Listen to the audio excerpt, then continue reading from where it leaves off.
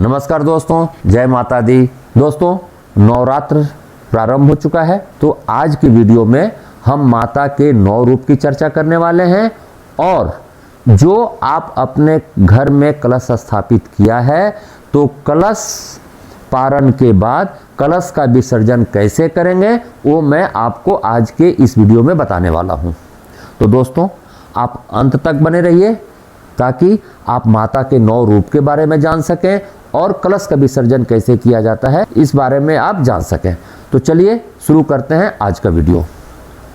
दोस्तों, नवरात्र के पहले दिन माँ शैलपुत्री की पूजा होती है। इन्हें शैलपुत्री क्यों कहा जाता है? ये राजा हिमालय यानी शैल की पुत्री हैं, इसी कारण से इन्हें शैलपुत्री कहा जाता है।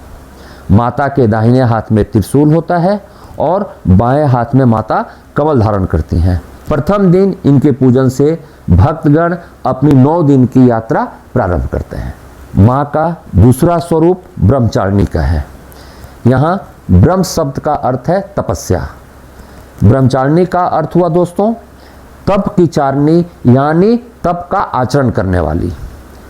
माता के इस रूप में उनके बाएं हाथ में कमंडल और दाएं हाथ में जप की माला होती है। माँ दुर्गा का यह स्वरूप भक्तों को अनंत फल प्रदान करने वाला है। दोस्तों, नवरात्र के तीसरे दिन माँ चंद्रघंटा और चौथे दिन माँ कुष्मांडा की पूजा होती है। माँ चंद्रघंटा की पूजा से साधक को अलौकिक वस्तुओं का दर्शन होता है और माँ कुष्मांडा की पूजा से भक्तों को कम समय में ही माँ की कृपा मिल जाती है। माँ के 5वें स्वरूप का नाम स्कंद माता है और छठे दिन माँ कात्यायनी की और 7वें दिन माँ कालरात्रि की पूजा होती है। ये हुआ माँ के 7 रूप। माँ दुर्गा का 8वां स्वरूप महागौरी का है। कहते हैं कि जो स्त्री माँ दुर्गा की भक्ति भाव से पूजा करती है उसके सुहाग की रक्षा स्वयं माँ दुर्गा करती है। माँ के 9वें शक्ति का रूप है सिद्धात्री। कहते हैं कि यह सभी सिद्धियों को देने वाली है। माना जाता है कि इनकी पूजा करने से बाकी देवियों की उपासना पूजा अर्चना स्वयं ही हो जाती है। इसलिए जो लोग 9 दिन का उपवास नहीं कर पाते हैं वह लोग प्रथम दिन और 9वीं के दिन जरूर उपवास करते हैं ताकि वे माँ शैलपुत्री और सिद्धिदात्री की पूजा कर उनको प्रसन्न कर सकें और उनकी कृपा पा सकें। ये हुआ माँ के 9 स्वरूप का वर्णन। दोस्तों, अब हम बात करेंगे कलश विसर्जन की। दोस्तों, जितनी श्रद्धा और भक्ति नियम के साथ आपने कलश की स्थापना की है, ठीक उसी प्रकार उतनी ही सावधानी उतना ही नियम बरतते हुए आपको इन सभी चीज़ों को हटाना भी चाहिए। आप सबसे पहले कलश और माता को प्रणाम कीजिए, उनसे आशीर्वाद मांगिए कि हे माँ, मैंने नवरात्रि के 9 दिन का व्रत पूरी भक्ति और श्रद्धा के साथ किया है। आप हमें अपना आशीर्वाद प्रदान करें और घर में सुख शांति बनाए रखें। साथ ही माँ से क्षमा मांगिए कि हे माँ, अगर मेरे से कोई भूल चूक हुई है तो उसके लिए आप हमें क्षमा कर दीजिए, मैं आपके बच्चे जैसा हूँ। इसके बाद दोस्तों, आप कलश विसर्जन की तैयारी कीजिए। सबसे पहले आप एक पात्र लीजिए, बड़ा पात्र, थाली ले लीजिए, क्योंकि जो भी सामान आप उठाएंगे उसे ज़मीन पर रखना गलत है। दोस्तों, आप जो भी सामान पूजा स्थल से उठाएंगे थाली में ही रखिए, या ज़मीन के नीचे कभी मत रखिए।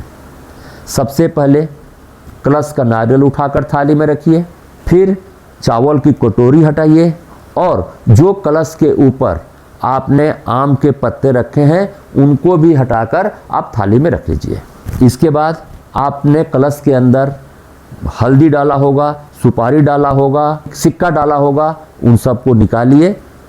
उन सबको मिला के एक लाल कपड़े में बांधिए और उसे आप अपने तिजोरी में रख दीजिए या लॉकर में रख दीजिए। उसके बाद अब आपको कलश उठाना है, तो अपने दोनों हाथों से कलश को उठाइए। कलश उठाते हुए आप देवी मंत्रों का उच्चारण कीजिए, या अगर देवी मंत्र का उच्चारण आप नहीं कर सकते हैं तो माँ की जयकारा लगाइए, जय माता दी बोलिए। और कलश उठाने के बाद आप आम के पत्ते की सहायता से पूरे घर के सदस्यों पर जल का छिड़काव कीजिए। घर के मुख्य द्वार से जल का छिड़काव शुरू करते हुए पूरे घर में जल का छिड़काव करें। लेकिन दोस्तों आप ध्यान रखें कि टॉयलेट में जल का छिड़काव कभी ना करें। क्यों? क्योंकि जल माता का प्रसाद माना जाता है, इसलिए जल का छिड़काव टॉयलेट में कभी नहीं करना चाहिए। उसके बाद जल का छिड़काव जब आपने पूरे घर में कर लिया तो थोड़ा जल पूरे परिवार के साथ प्रसाद के रूप में ग्रहण कीजिए और उसके बाद जो जल बच जाता है उसको आप गमले में जो आपने फूल लगा रखा होगा उसमें उसको विसर्जित कर दीजिए। ये हुआ कलश की बात। अब जो कलश के ऊपर आपने नारियल रखा है उसका हम क्या करें? दोस्तों नारियल को जो हम कलश के ऊपर रखते हैं उसको श्रीफल कहते हैं। श्रीफल देवी लक्ष्मी का स्वरूप माना जाता है और देवी लक्ष्मी का स्वरूप मान के हम 9 दिन उसकी पूजा करते हैं। तो इसलिए कलश के ऊपर रखे नारियल को कभी भी तोड़ना नहीं चाहिए। कुछ लोग इसको तोड़ के प्रसाद के रूप में ग्रहण करते हैं, लेकिन दोस्तों मेरे विचार से वो गलत है। क्यों? कि जिस नारियल को हमने लक्ष्मी रूप मान के पूजा किया है उस नारियल को हम तोड़कर कैसे प्रसाद ग्रहण कर सकते हैं? उस नारियल को पहले उठा के आप अपनी पत्नी के या अगर ब्याही बेटी है बेटी के या बहन के आंचल में डालिए। उसके बाद उस कलश को या तो अपने पूजा घर में रखिए, लॉकर में रखिए, और यदि किसी कारण से आप नारियल को अपने घर में नहीं रखना चाहते हैं तो 2-4 दिन रखने के बाद उसे जल में प्रवाहित कर दीजिए। अब जो मौली धागा रक्षा सूत्र आपने कलश में बांधा है उसे आशीर्वाद के रूप में घर के सभी सदस्यों के हाथों में पहना दें। आपने चावल की कटोरी रखी होंगे, उसमें चावल होगा, उस चावल को किसी ब्राह्मण को दान कर दें और आपने कलश के नीचे जो अनाज, गेहूं, चावल जो भी रखा हो उन चावलों को आप पक्षियों को दाना के रूप में दे दें। अब बात करते हैं अखंड ज्योति की, कि अगर आपने घर में अखंड ज्योति जला रखा है तो उसका विसर्जन कैसे करें, उसको हटाने के पहले किन किन बातों का ध्यान रखें। तो दोस्तों सबसे पहले आप ध्यान दीजिए कि अखंड ज्योति में जो भी घी बचा हो उसे जलने दें। आप अखंड ज्योति को बुझा के कभी मत हटाइए, उसे अपने आप बुझने दें। उसके बाद अखंड ज्योति को हटाइए और ज्योति के नीचे जो आपने चावल, फूल जो रखा है उसको आप विसर्जित कर दीजिए, किसी नदी में या तालाब में प्रवाहित कर दीजिए। अगर आपने घर में ज्वारे डाल रखा है तो जो ज्वारे उग गए हैं उनमें से कुछ को तोड़ के सबसे पहले आप माँ को अर्पित कीजिए। उसके बाद कुछ ज्वारे तोड़ के प्रसाद के रूप में आप अपने कान में लगाइए। कुछ ज्वारों को आप अपने तिजोरी में डालिए जिससे माँ की कृपा आपके धन्य धान्य पर बनी रहे। बाकी बचे हुए ज्वारे को आप जल में प्रवाहित कर दीजिए। जो फूल, माला या अन्य पूजा सामग्री जो भी निकलता है उन सबको उठा के एकत्रित कीजिए और फिर उसे आप जल में प्रवाहित कर दीजिए। इस तरह से आप घर में रखे कलश का अपने आप कलश विसर्जन कर सकते हैं। तो आज की वीडियो में दोस्तों इतना ही। अगर आपने अभी तक मेरे चैनल को सब्सक्राइब नहीं किया है तो मेरे चैनल को सब्सक्राइब करें। अगर आपको यह वीडियो पसंद आया तो लाइक करें, शेयर करें और बेल आइकन दबाना नहीं भूलें ताकि जब भी मेरा कोई नया वीडियो आए उसका नोटिफिकेशन आपको जा सके। तो आज के लिए इतना ही दोस्तों। नमस्कार, जय माता दी।